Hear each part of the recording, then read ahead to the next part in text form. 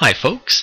Today I'm taking a look at the Oscar race for Best Supporting Actor, although it really isn't much of a race because the winner has been pretty much set in stone for a couple of months now, that winner being Christian Bale for his performance in The Fighter. In the film, Bale plays Dickie Eklund, a well-meaning but blindly selfish man struggling with addiction and desperately clinging to glorified memories of his own career as a pro boxer. Bale embodies the character with unmistakable charisma and panache. It's difficult to keep your eyes off him in any scene he's in. It's exactly the sort of flashy performance that awards bodies like to recognize, and his dominance of this year's precursor circuit clearly verifies that. He's won the Critics' Choice Award, the Golden Globe, the Screen Actors Guild Award, and all but a handful of the many Critics' Group citations that round out the year. The Oscar is safely his. The next nominee is John Hawkes, who put in a terrific performance for Winter's Bone. He plays an unsavory and rather reluctant ally to Jennifer Lawrence's more determined protagonist, but through Hawkes' performance, we see an odd nobility start to emerge from his character, adding just a touch of unconventional warmth to this cold, bleak drama. Hawkes is a very hard-working character actor who most audiences probably couldn't identify by name, but who is highly respected amongst his peers for his consistently strong work in film and television. This is a hard-earned nomination, but the role just isn't showy enough to upset Christian Bale. If you want a more showy role, look to Jeremy Renner in The Town.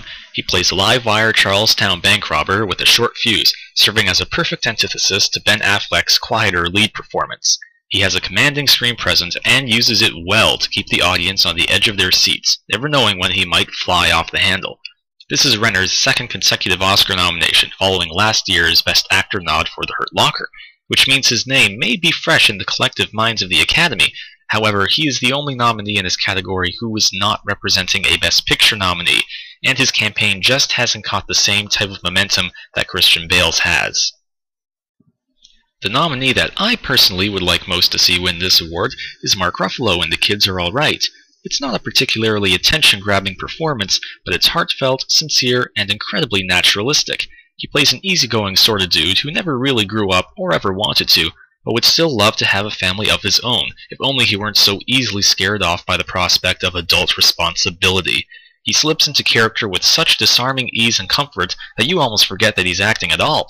Unfortunately, that type of performance, though skilled and much more difficult than it looks, is not the type that wins Oscars. For Ruffalo, in this case, the nomination is the reward. Finally, we have Geoffrey Rush in The King's Speech, the closest thing to a challenger for Bale's Oscar, and only in the event that the film sweeps and wins every category it's nominated in, which I should point out is a frighteningly possible scenario.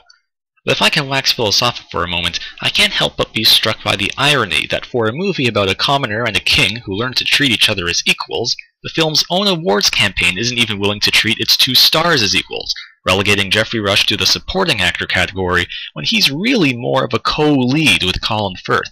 Well, at any rate, it was a shrewd move by the Weinstein Company to do so, knowing well that Rush would have no problem getting into this category for his quaint, humorous performance as an Australian speech therapist. Still, I don't even think the popularity for The King's Speech, palpable though it may be, can prevent Christian Bale from winning it this year. Onward and upward, tomorrow's category will be Best Sound Editing.